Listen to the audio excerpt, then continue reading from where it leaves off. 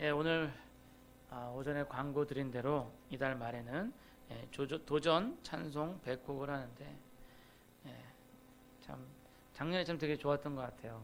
너무 즐거웠고 그리고 다들 찬양의 은사가 있으셔가지고 다들 열심히 해주셨습니다. 우리가 찬송을 부르는 것은요, 하나님께 영광을 돌리기 위한 것입니다. 근데 찬송을 부르면요, 그걸 이제 그 사이드 이펙트라 그래요.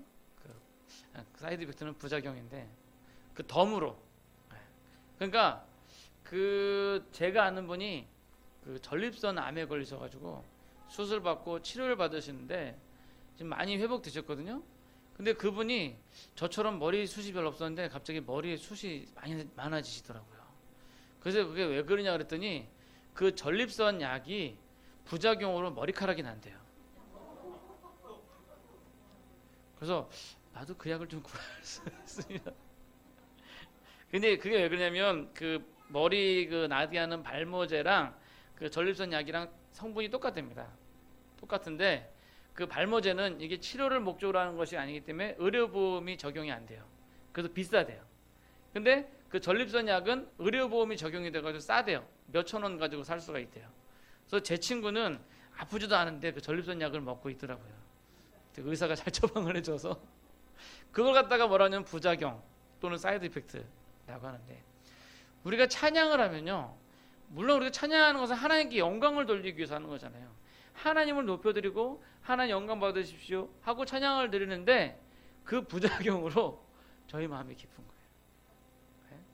왜 그러냐면 이사야서에 있는 말씀처럼 이 백성은 나를 위하여 지었나니 나의 찬송을 부르게 하려 함이니라. 다시 말하면 이 찬양은 하나님께서 사람을 지은 목적이에요. 그러니까 사람은 자기의 목적을, 그러니까 자기가 삶의 존재의 목적을 찾을 때, 그것을 할 때 비로소 기쁜 거거든요. 그러니까 우리가 하나님을 찬양할 때 비로소 인간의 목적을 우리가 달성했기 때문에 우리도 덩달아서 기쁜 겁니다.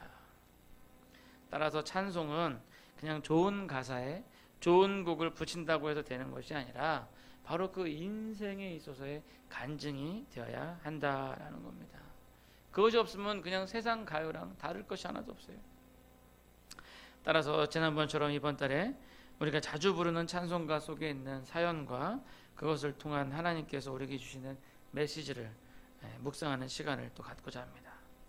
오늘 보실 찬송가는요, 우리가 너무나도 좋아하시는 내 주를 가까이 하게 함은 이라는 찬송가 338장입니다. 저는 개인적으로 이 찬송을 너무 좋아해요.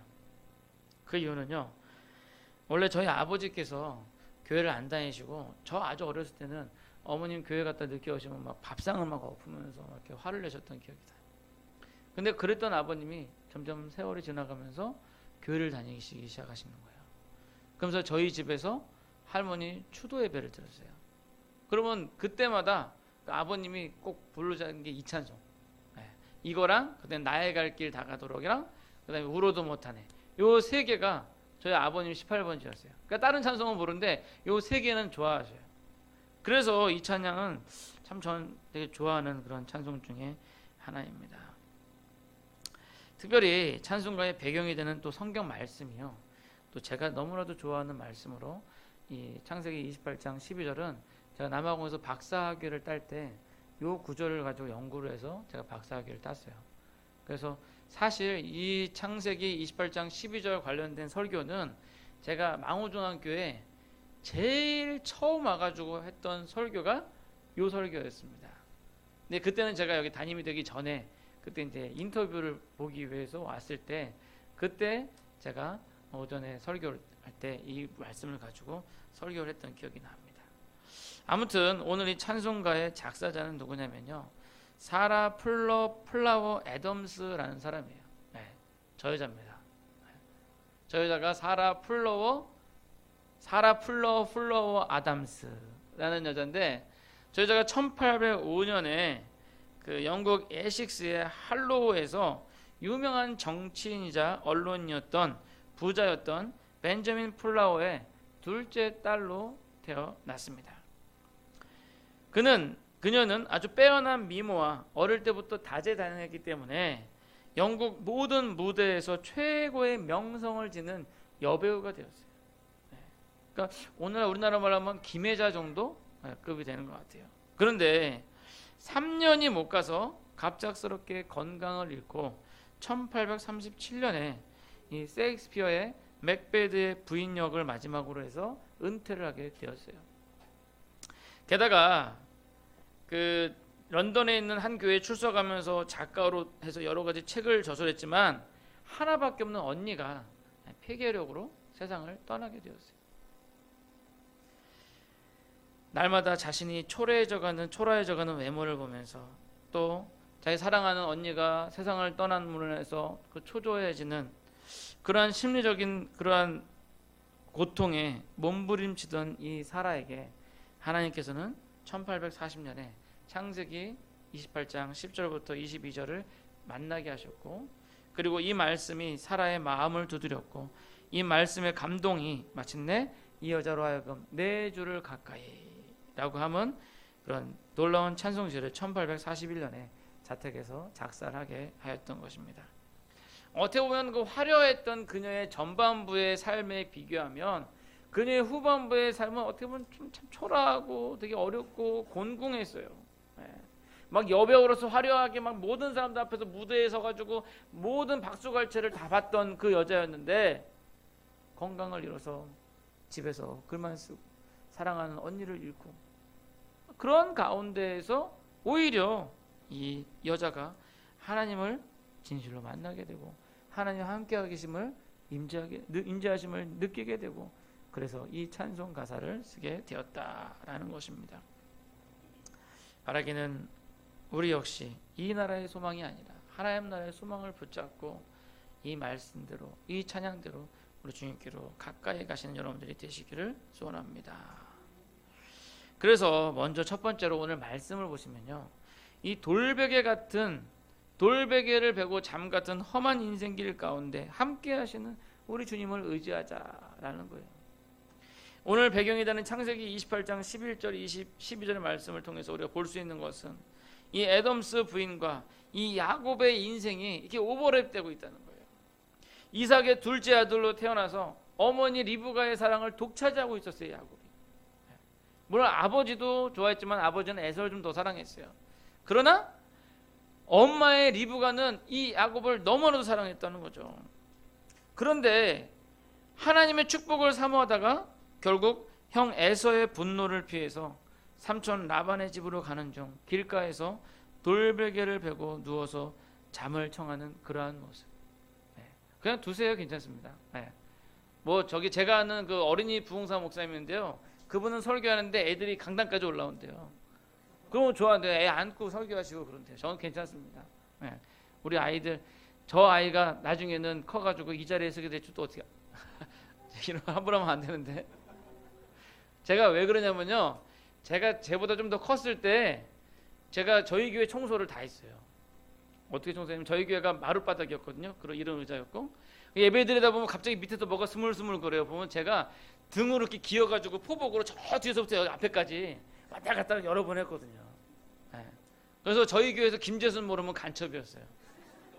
게다가 하필이면 저희 어머님 성이 또 왕씨시네. 그러니까 왕집사님이에요. 그러니까 왕집사 아들 김재순 그러면은 모르면은 간첩이었어요. 우리 서원이도 저처럼 이렇게 훌륭한 사람이 될 줄 믿습니다. 자, 아무튼 이 야곱이 저렇게 지금 돌베개를 베고 누워서 자고 있는 거죠. 얼마나 등이 베기고 힘들겠어요. 그럼에도 불구하고 야곱이 그 여정길이 피곤하니까 그냥 그렇게 잠이 들어 버린 거예요. 우리는 다 야곱과 같습니다. 우리의 인생이요, 참 돌베개 같아요. 이 울퉁불퉁 어디를 튈지 모르는 거죠. 이렇게 더운 날도 우리는 여전히 자리에서 일어나 우리의 일터로 가야 먹고 살 수가 있는 겁니다. 피로와 때로는 병으로 인해서 우리의 인생길이 고달프기만 하죠. 그렇게 고달파 잠이 든 야곱에게 오늘 하나님께서 찾아오셨습니다. 그리고 하늘문을 여셨습니다. 천사를 보여주시면서 야곱에게 말씀하시기를, 네가 어디를 가든 너의 일평생 동안 내가 너와 동행하고 너를 지켜주겠다 약속을 하신 거예요. 이것이 야곱이 그 일생을 살아갈 수 있는 원동력이 될 수 있었던 것입니다. 그것은 우리에게도 마찬가지. 힘든 이 세상, 돌베개와 같은 이 세상에서 이 시간 우리 주님께서 말씀하시는 것은요, 내가 너와 함께 하겠다. 마태복음 28장 20절에 보니까 볼지어다 내가 세상 끝날까지 너희와 항상 함께 있으리라 하시니라. 임마누엘의 하나님. 여러분, 임마누엘이 이 히브리어인데 이미 그 영어로 with, 누구와 함께, 만은 너희와, 누엘은 엘의 하나님이에요. 하나님께서 우리와 함께 하시다라는 뜻이에요. God with us, 하나님이 우리와 함께라는 뜻이 임마누엘이에요. 하나님께서 우리와 세상 끝날까지 항상 함께 해주신다고 약속하셨습니다. 바라긴 힘들고 고단한 세상을 살아가신 여러분, 우리 주님께서 함께 하심에 위로를 받으시기를 바랍니다. 두 번째로, 인생의 여정의 끝에 있는 하늘문을 바라보고 인내하자는 거예요. 야곱이 본 것은요, 단지 이 생에서 우리와 함께 하신 하나님의 임재하심 뿐만이 아닙니다. 야곱은 사다리 너머로 열려있는 하늘문 안쪽에 있는 하나님의 나라를 바라봤어요. 그림을 보시면 저기 계단이 있죠. 우리가 한국 번역에는 사다리라고 번역이 됐는데 실제로는 정확하게 얘기하면 천국의 계단이에요. 하늘의 계단, 사다리가 아니라 저렇게 계단이 이렇게 되어 있어요. 거기 천사가 오르락내락하는데 그 계단 끝에는 하늘문이 열려 있고 그 너머에 하나님 나라가 있는 거예요. 그러니까 야곱이 그 하나님 나라를 바라본 거예요. 그러니까 얼마나 그 감격스럽겠어요. 아, 내가 갈 본향이 저기 있구나. 야곱이 본향을 생각했는데 그 본향은 가나안 땅이 아니었어요. 야곱이 삼촌 집에서 다시 가나안 땅 고향으로 돌아왔는데 아버지 돌아가시고 형 에서밖에 없고 꼭 세상 고향은 고향이 아니에요. 제가 예전에 남아공에서 잠깐 한국에 왔을 때 이제 형님 차를 끌고 어딜 갔다가 이렇게 돌아오는 길에 그 강변북로를 타고 가다가 막판에 동부간선도로를 딱 들어서 이렇게 쭉 올라가면서 중량교 밑을 지나가면서, 그때 제가 수유리 살았거든요. 중량교 밑을 지나가는데 저희 집이 중량교에서 나와가지고 그 중량교 다리를 건너서 쭉 들어가면 이문동 끝에 저희 집이 있어요. 근데 거기를 이렇게 딱 지나가는데 갑자기 눈물이 나는 거예요. 왜 눈물이 나냐면 남아공에서 유학하다 왔는데, 저희 남아공 유학했을 때 저희 어머님 돌아가셨거든요. 근데 제가 돌아오기 한 해 전에, 돌아오는 해에 저희 아버님 돌아가시고, 근데 마치 그 밑을 지나가면서 예전에 그 제가 다마스를 타고 거기를 항상 지나다니면서 글 쪽 올려가지고 중량교를 건너서 소방도로 쭉 가가지고 집에 딱 가면 저희 어머님이 재수님 왔냐 하고 반갑게 맞이해 주셨는데, 그 생각이 나면서 갑자기 울음이 나는 거예요. 울음이 나는 거예요. 그런데 지금은 그 이문동 집에 아무도 없어요. 딴 사람이 살고 있어요. 우리 이 세상에서의 집은 결국 우리가 이사 가버리면 고향이 아닌 거예요. 딴 사람이 살게 되는 거예요. 그러나 우리 영원한 본향, 저 하늘나라의 집은요, 우리가 결국 돌아갈 우리 영원한 집이라는 겁니다. 야곱은 돌베개와 같은 그런 인생 가운데서 항상 그 하나님 나라를 바라보았던 것을 알 수 있어요. 그래서 야곱이 그 애굽의 바로 왕을 만났을 때 그 야곱이 고백한 게 뭐냐면요, 나의 삶이 나그네의 삶과 같다라고 고백을 합니다. 다음에 구절 성경 구절 혹시 있나요? 네. 야곱이 바로에게 이르되 내 나그네 길의 세월이 130년이니이다. 내 나이가 얼마 못되니 우리 조상의 나그네 길의 연조에 미치지 못하니 험악한 세월을 보내었나이다. 그러니까 우리가 살고 있는 이 삶이 나그네의 삶이라는 거예요. 우리가 돌아갈 본향이 있다라는 겁니다. 어떻게 보면 이 세상에서 부족한 것이 없이 살아가는 것이 행복한 것일 수도 있지만, 그러나 그것으로 인해서 우리가 가게 될 본향 땅을 망각하고 산다면 지금 이 땅에서 잘 사는 것이 오히려 우리에게 저주인 거예요. 우리가 때론 이 땅에서 힘들고 고난을 겪는데 어렵게 살겠지만 그것으로 인해서 우리가 하나님 나라를 바라본다면 오히려 그것이 우리에게 축복이 될 수가 있는 것입니다. 여러분들의 삶 속에서도 하늘로 이어진 사다리가 있습니다. 그리고 그 사다리 너머로 열려있는 하늘문이 있습니다. 바라기는 이 땅만 바라보다가 그 하늘 너머로 하나님 나라를 바라보지 못하고 그렇게 살아가지 마시고 눈을 들어 하늘을 보시고 그 소망으로 살아가시기를 소원합니다. 이제 말씀을 맺고자 합니다.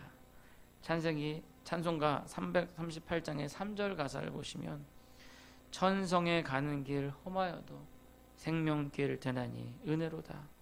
천사 날 부르니 늘 찬송하면서 주께 더 나가기 원합니다.